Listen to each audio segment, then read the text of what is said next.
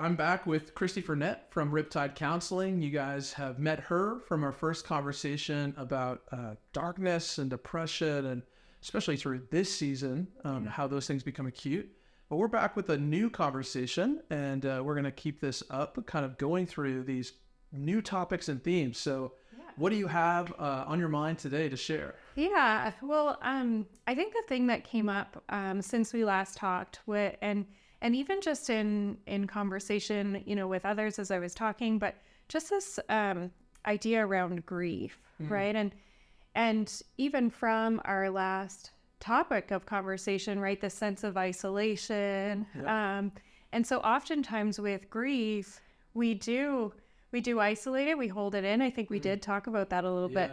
But sort of this idea that grief is meant to be shared, but beyond meant to be shared, there's a space where grief in its sharing is where the healing is found, right? And so when we lack the connection, when we lack the sharing of our grief, we do take away our own opportunity to heal from it, to move on from it. And a lot of times people will think, oh, that's too heavy. I won't give that to you. I don't want to tell you about it, right? We come from that place of like, I don't want to share that with you. It's probably too much. I don't want to burden your day, right?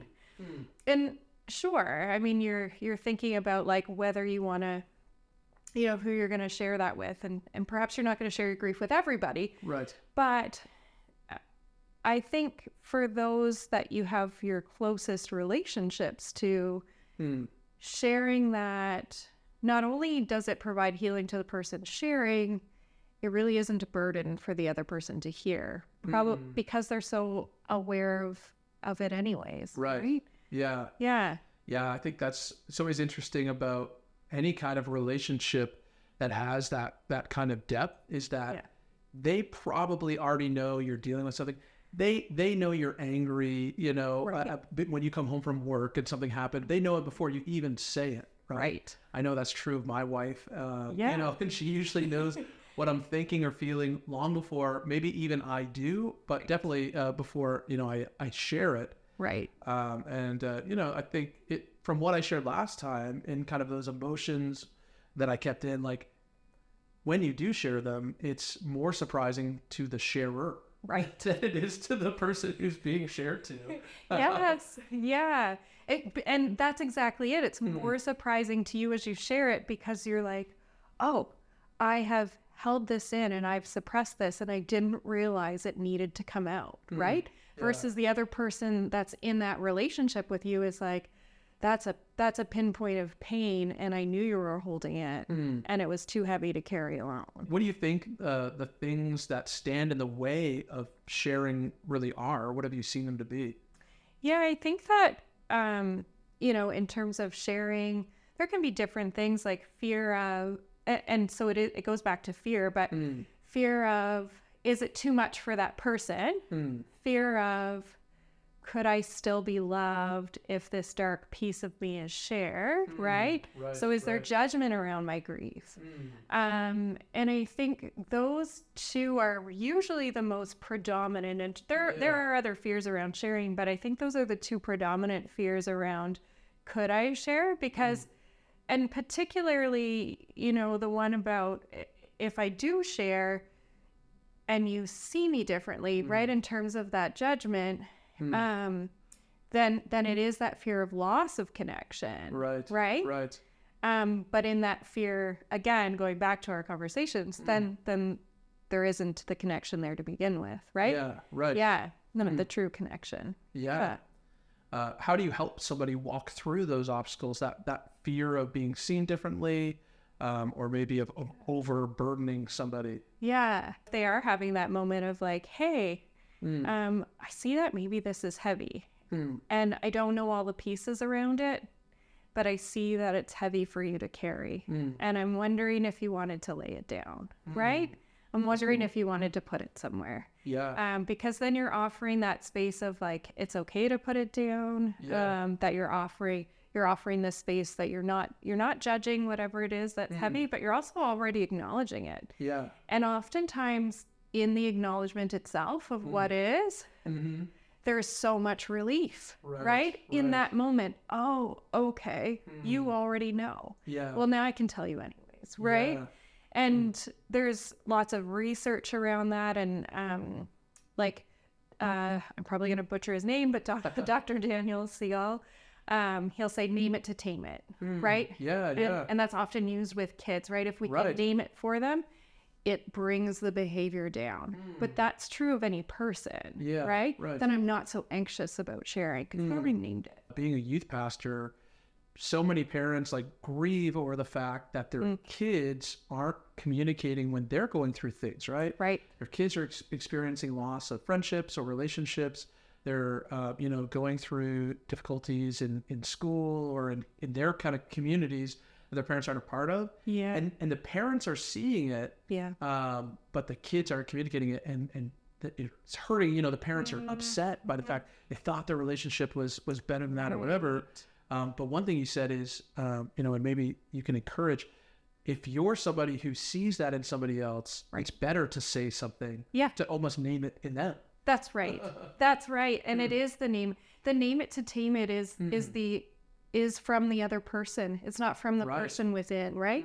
So not from the person who's experiencing the grief or the loss or whatever they're experiencing, but for the other person to name it, because all it does is take away any of that power of fear, right? Yeah. Oh, wait, you see me, right? And as I'm seen, it has to take it. Not only as I'm seen do I feel loved, right? Back to that. Right. I'm seen, I'm loved, and therefore fear can't exist in terms of who I am. Kids, you want kids to feel like they can be themselves, but we do that through modeling, right? We do that through modeling, not only being brave enough for ourselves to be who we are, but also in saying, I see you and that's okay. Yeah. Right? Because then they're like, oh, yeah, you see me and you're saying it's okay. So it's okay for me to see me too. Right? In grief, what often happens is we don't deal with it, right? We take it and we put it somewhere else. Why? Because we'd have to go inward. And sometimes that's scary and painful. Right. Right? And so we have a society that says often, well, I mean, they're fine. Kids get over things really quickly. It's not a problem. That's not really a big deal to them. Or, I didn't find it a big deal. They're okay. Right? But in all of those things, we've just sort of thrown it aside. And we've said, it doesn't matter.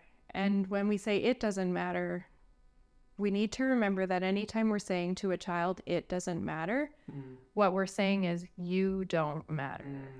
And, right? And no, that's not the language that we wanted or that we intended to say, but that is how it hits. And so as the kid hears, it doesn't matter, all they hear over and over is, I don't matter, I don't matter, I don't matter. And when they hear it enough from the people around them, they get stuck in a place where, how do they find themselves in it? And it's really scary to go inward on grief. Right. Because the only place that you're left to be is a place of I don't matter. And if I don't matter and I don't have worth, then I don't know who I am at all. You see how you can see how it spirals there, right? Yeah, absolutely. Yeah. And I think not just kids can get to that space, adults can get to that space. Yeah.